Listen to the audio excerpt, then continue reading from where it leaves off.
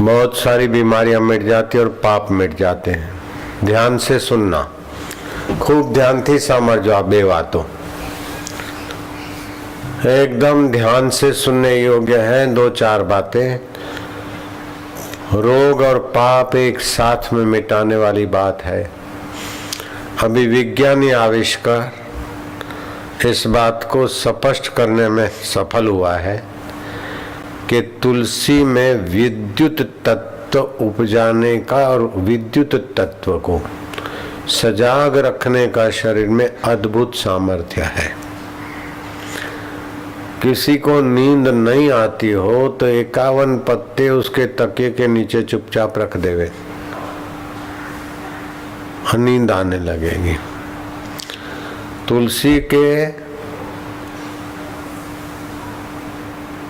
लकड़ी से बनी हुई माला अपने गले में धारण करने से शरीर में विद्युत तत्व का संचार अच्छी तरह से होता है, तो ट्यूमर आदि टिक नहीं पाता, बन नहीं पाता। कितनी सारी बीमारियों की जड़ें तो तुलसी की कंठी धारण करने मात्र से बधु मानू थी वही आना। तुलसी की कंठी धारण करने मात्र से व्यक्ति के जीवन में ओज बना रहता है, तेज बना रहता है, रोग प्रतिकारक शक्ति सुदृढ़ बनी रहती है तुलसी की माला धारण करने से। तुलसी की माला पौराणिक कथाओं में तो आता है कि तुलसी की माला धारण करके किया हुआ सत्कर्म अनंत गुना फल देता है, क्योंकि जो भी सत्कर्म करते हैं ऊर्ध्वस गच्छन्ति सत्वस्था, वो सात्विक वृत्ति वाले ऊर्ध लोकों में जाते हैं। तो ये अग्नि तो ऊर्ध ही जाता है, तो एक दूसरे का संगति भी मिलता है। तुलसी के बीज अगर गुरु मंत्र जप करके तुलसी के बीज पीस के थोड़े रखे और एक चुटकी आधा ग्राम दोपहर को भोजन के बाद पान में डाल के खाया करे तो बुढ़ापा जल्दी नहीं आएगा। हद हो गई।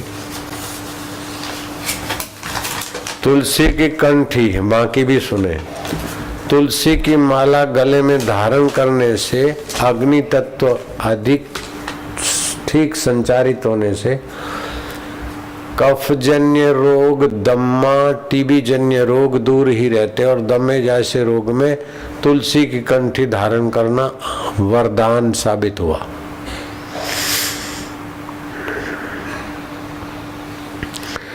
मिर्गी की बीमारी हो अथवा तो मूर्छा हो, मूर्छा मतलब कौमा में चला गया हो, तो तुलसी का रस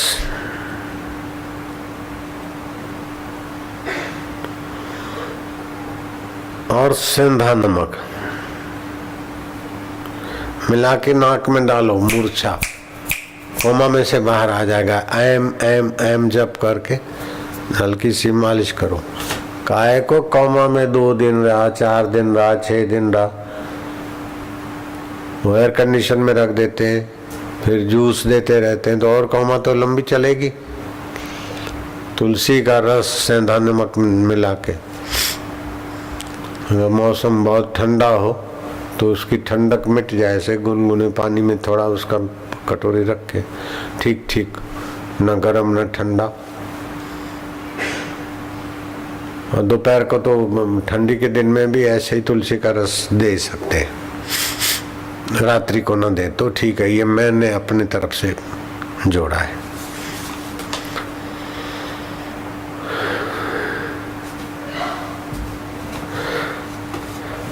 तुलसी के पत्ते पीस कर उसका उपटन बनाए और शरीर को मले तो मिर्गी की बीमारी में फायदा होता है।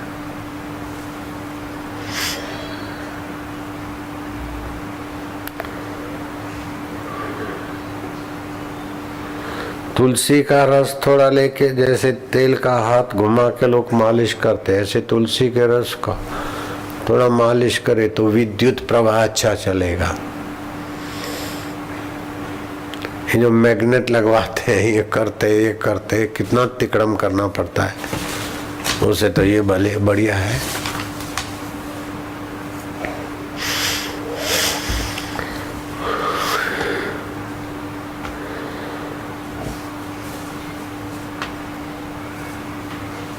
भगवान ने अर्जुन को कहा था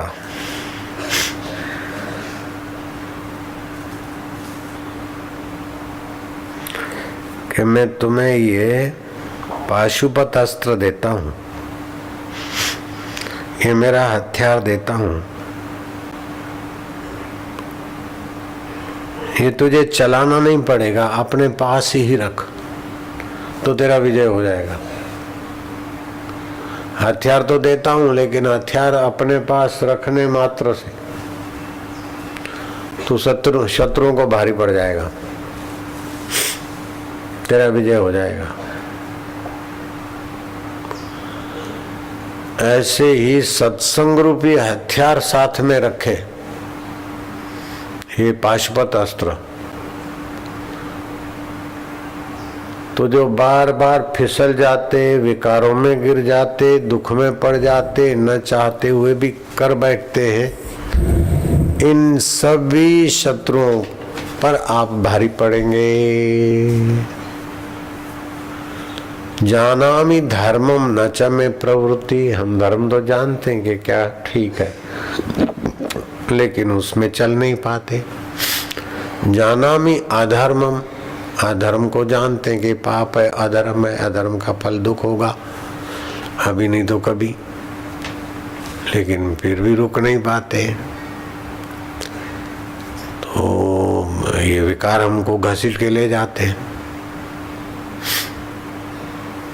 कहते हैं कि ये हो जाएगा, वो हो जाएगा, शादी हो जाएगी, बच्चे हो जाएंगे, आखिर क्या, समय खराब होगा, जिम्मेदारियां बढ़ेगी, वासनाएं बढ़ेगी, होगा। पहले ईश्वर को पाले चाहते हैं, लेकिन नहीं कर पाते हैं।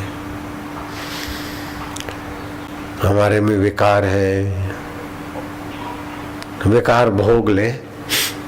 विकार भोग लेने से अगर विकार मिटते हो तो करोड़ों जन्मों से विकार भोग रहे हो। कौन सी योनि में पति पत्नी का व्यवहार नहीं किया होगा, कौन सी योनि में आप बच्चे नहीं बने होंगे, बाप नहीं बने होंगे, माँ नहीं बने होंगे। अगर सांप की योनि में गए होंगे तो आप सांप के बच्चे भी बने होंगे और सांप के बाप भी बने होंगे, सांप की माँ भी बने होंगे। मुर्गे की योनि में गए तो मुर्गे के बाप भी बने होंगे और माँ भी बने होंगे और कुछ भी बने होंगे।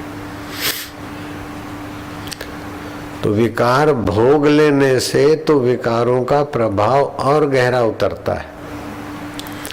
चलो अब युद्ध में जाते शत्रुओं को मार लो, उनकी इच्छा पूरी कर लो, जान छूटे, तो आप अमर नहीं हो जाएंगे, आप तो मरते ही रहेंगे, हर योनि में से कमजोर बनते रहेंगे।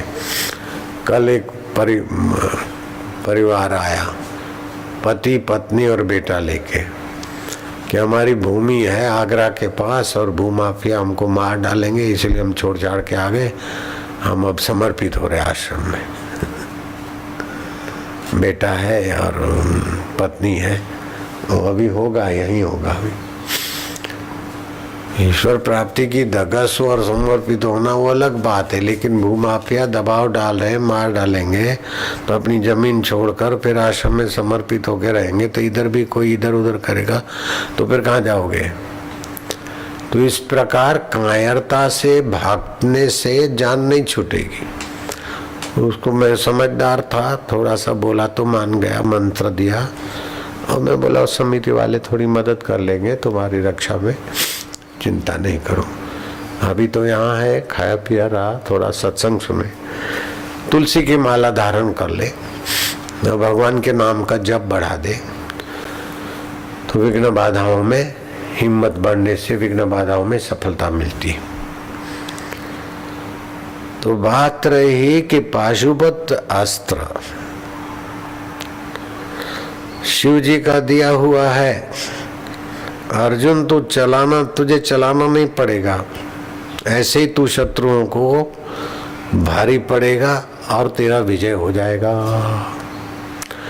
ऐसे ही सत्संग रूपी पाशुपत अस्त्र है जो तुमको गिराने वाले विकार हैं, गिराने वाले दबाने वाले रोग हैं। जैसे तुलसी की कंठी खाली धारण करोगे तो कितने ही बैक्टीरिया तुम्हारे शरीर को जो तंग करते दूर ही रहेंगे, हावी नहीं होंगे, विफल हो जाएंगे। तुलसी का पौधा घर में लगता तो उसकी हवा से ही कितने ही रोग के कण दूर रहते हैं। ऐसी तुलसी का रस आदि लेने से या तुलसी का उपटन आदि से, ठीक इसी प्रकार सत्संग की बात अपने जीवन में एक बार पकड़ लो।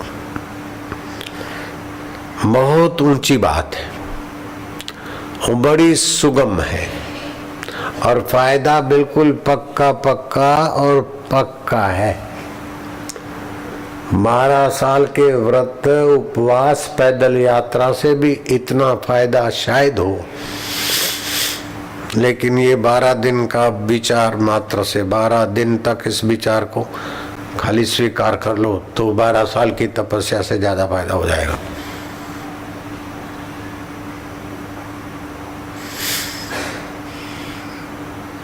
क्या विचार धारण करना है कि एक तत्व है जो सदा रहता है और दूसरा माया का हिस्सा है जो सदा बदलता रहता है। परमात्मा तत्व सदा रहता है और माया उसके इर्द गिर्द घूमने वाला तत्व है। जैसे सूर्य के इर्द गिर्द पृथ्वी घूमती रहती है, ऐसे ब्रह्म सत्ता के बल से ही प्रकृति के ये गुण विकार घूमते रहते हैं। बिल्कुल पक्की बात है, अनुभव की बात है। ये सभी लोगों के, नास्तिक आदमी के भी अनुभव की बात है। किसी भी धर्म को मानता हूं उसके सभी के अनुभव की बात है कि आप सदा क्रोधी नहीं रह सकते। क्रोध आता है चला जाता है, बिल्कुल पक्की बात है। इसमें आपको संदेह है क्या? नहीं। आप सदा कामी नहीं रहते, काम आता है, सेक्स की भावना आती है, बुद्धिमानी से विचार बदल के बच सकते अथवा गिर के भी, फिर आप उस समय सदा के लिए कामी नहीं होते।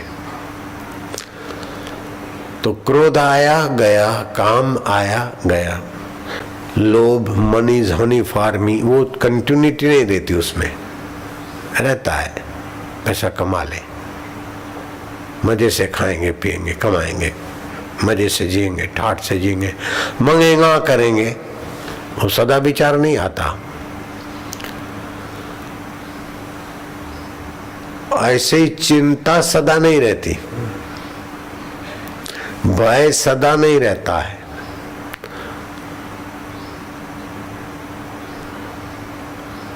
लेकिन ये आता है जाता है, तो है नहीं, आया तो पहले नहीं है ना। क्रोध के पहले क्रोध नहीं है और क्रोध के बाद क्रोध नहीं है, लेकिन उसको जानने वाला पहले था, अब भी है, बाद में रहेगा। लोभ के पहले हम है, काम के पहले हम है, चिंता के पहले हम है, चिंता के बाद भी हम है। तो हम नित्य तत्व नारायण के मधुमय वंशज हुए और ये प्रकृति के अंश आए और गए। बिल्कुल किसी भी जाति, उम्र, मजहब का हो, बिल्कुल समझ में आ जाएगा। भय आया गया, गुस्सा आया गया, चिंता आई गई, क्रोध आया गया, लेकिन वो नित्य तत्व आया गया नहीं हुआ। जिसने क्रोध को जाना उसी ने काम को जाना, जिसने काम को जाना उसी ने लोभ को जाना, जिसने लोभ को जाना उसी ने भय को जाना, और भय और चिंता भी उसी ने जानी। तो ये थोड़े थोड़े आए और गए, ये हुए अनित्य, और जानने वाला परमात्मा चैतन्य हुआ नित्य।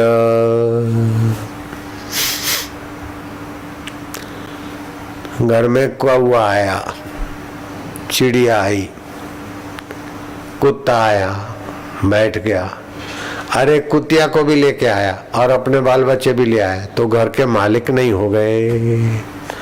ऐसे ये विकार और चिंताएं आई और थोड़ी देर बैठ गई तो भी घर के मालिक नहीं हुए। घर का मालिक तो असंगो अयम पुरुष केवल निर्गुणश्च। हमारे घर का मालिक तो असंग आत्मा